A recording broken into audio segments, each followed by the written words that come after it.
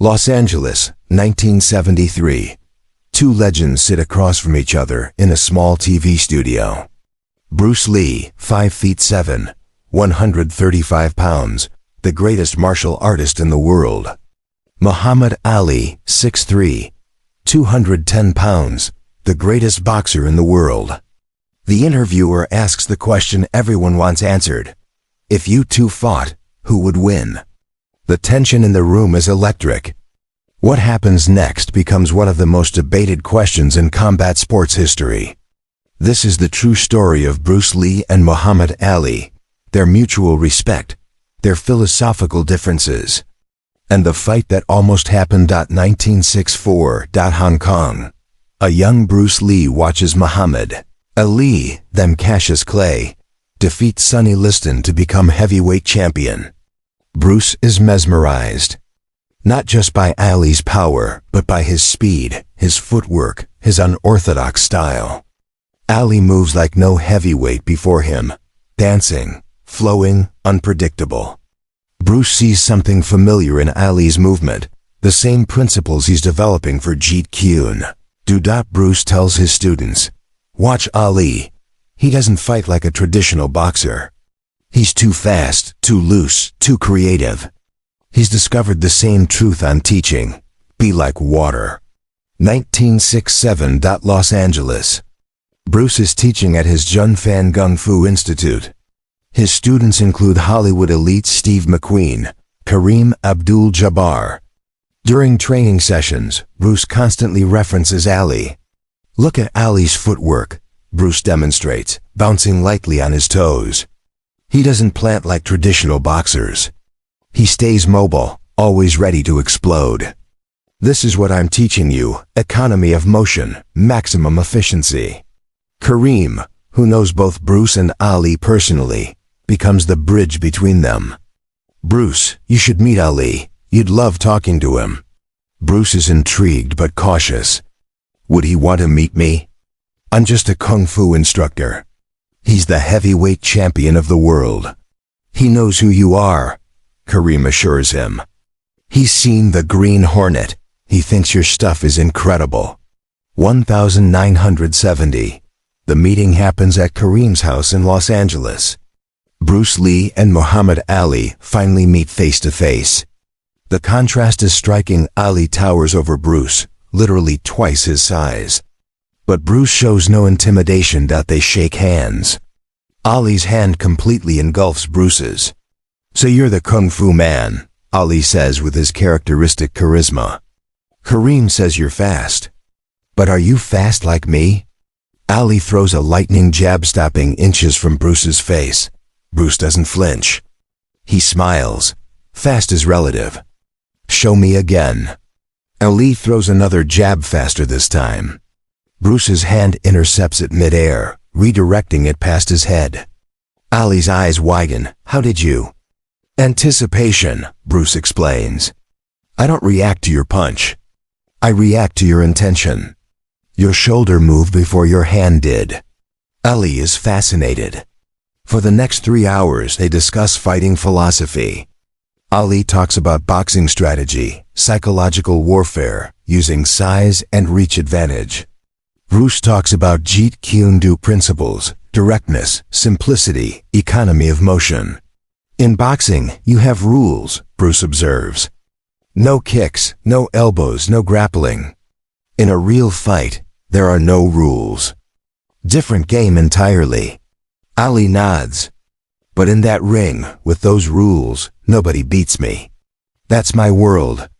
And you're the king of that world," Bruce acknowledges. "But what if we took away the rules?" The conversation shifts to the inevitable question, who would win in a real fight? Ali leans back, confident. "Bruce, I got 75 pounds on you. I'm faster than any heavyweight who ever lived. One punch from me, you're done." Bruce doesn't argue about size. "You're absolutely right about your advantages. You're bigger, stronger, have incredible reach. But you're trained for one very specific type of combat. What if I attacked your legs? Your knees? What if I used grappling?" "You couldn't get close enough," Ali counters. My jab would keep you at distance. My footwork would keep you chasing. Maybe, Bruce concedes. Or maybe I'd attack angles you've never defended. Boxing is linear, you move forward and back, side to side. Jeet Kune Do is three-dimensional. I'd come from angles you're not trained to see. They're not arguing, they're theorizing, both fascinated by the problem. It's intellectual combat, not ego combat. Kareem watches amazed. You two should make a movie together. The Kung Fu Master and the Boxing Champion. Both men's eyes light up. That could work. Over the next few months, the idea develops. Warner Brothers shows interest. The concept. Ali plays himself. Bruce plays a martial arts master. The climax. An exhibition match between them, boxing versus kung fu. Not a real fight, but choreographed to showcase both styles. Bruce begins developing choreography concepts. He films test footage, working out how to make the fight look realistic while respecting both disciplines. The challenge is huge. How do you make a 135-pound man look competitive against a 210-pound heavyweight champion without making it look fake? Bruce's solution is brilliant. Use Ali's size against him. Show Bruce as faster, more mobile, attacking from unexpected angles. Show Ali's power as a constant threat. Any clean hit from Ali ends the fight. So Bruce must avoid getting hit at all. They schedule several training sessions. Bruce teaches Ali some basic Wing Chun techniques. Ali teaches Bruce advanced boxing combinations. They spar lightly, testing different scenarios. During one session, Bruce demonstrates a low kick to Ali's lead leg, a Muay Thai-style technique designed to destroy mobility. You can't do that in boxing, Bruce explains. But in a real fight, 3 or 4 of these kicks would cripple your movement. Then your speed advantage disappears. Ali tries to check the kick the way Bruce shows him. It's awkward. Boxers don't train leg defense. Man, that's sneaky. That would mess me up for sure. Another session, Ali shows Bruce what happens if a heavyweight punch lands clean. He throws a slow-motion hook to Bruce's body, not hard, just showing the motion. Even at partial speed, Bruce feels the power. Okay, Bruce admits. If that lands clean, I'm in serious trouble. That's what I'm saying. Ali laughs. You're fast, but I only need to land once. The movie project develops throughout 1973. Scripts are written. Producers are involved. Both men are excited. But then tragedy strikes. July 20th, 1973. Bruce Lee dies suddenly in Hong Kong. Cerebral edema. 32 years old. The project dies with him. Ali is devastated. At Bruce's funeral, he sends a statement read aloud. Bruce Lee was not just a martial artist. He was a philosopher, a teacher, a bridge between East and West. We never got to make our movie, but I learned from him. He showed me that there's always more to learn, always another way to see combat. In the years that follow, the question haunts combat sports. Who would have won? Ali's camp maintains. Ali would have destroyed him. Size matters. Power matters. One punch ends it. Bruce's students counter. You don't understand Jeet Kune Do. Bruce would never stand and trade punches. He'd attack the legs, use grappling, fight at ranges Ali never trained for. The debate rages for decades. In the 1990s, the question resurfaces with the birth of UFC and mixed martial arts. Suddenly, Bruce's theories about style versus style are being tested in real time. Grapplers submit strikers. Small fighters defeat large ones. The rules of combat are rewritten. Modern MMA analysts study the hypothetical Bruce versus Ali fight endlessly. Joe Rogan, himself a martial artist, weighs in. In a boxing match, Ali destroys Bruce, not even close. But in an MMA fight with small gloves and full rules, Bruce would take Ali down and submit him. Ali had no grappling training. Different rule sets, different outcomes. Others argue differently. Combat sports writer Josh Gross notes, people romanticize Bruce, but Ali was a professional fighter who competed at the highest level. Bruce was primarily a teacher and actor.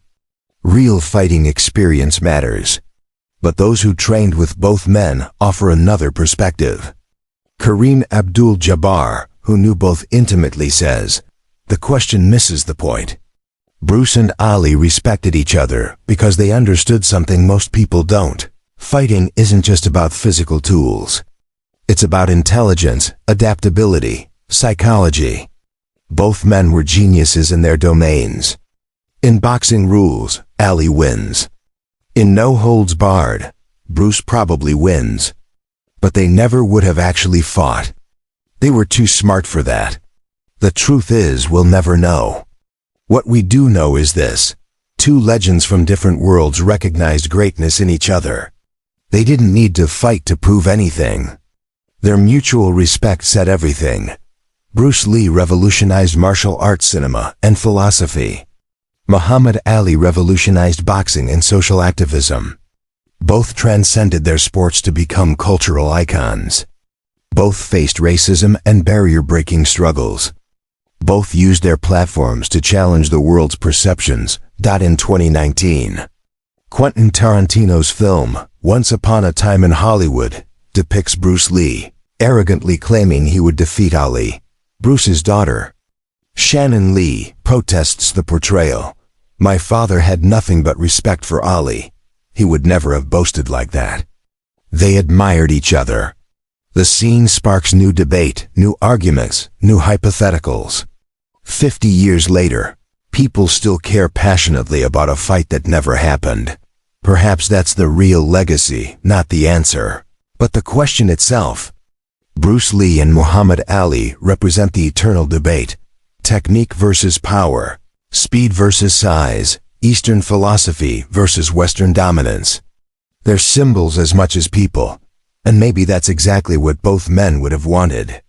Not a definitive answer, but an endless conversation about the nature of combat, the philosophy of fighting, the art within the violence. Two legends. One question. Infinite respect.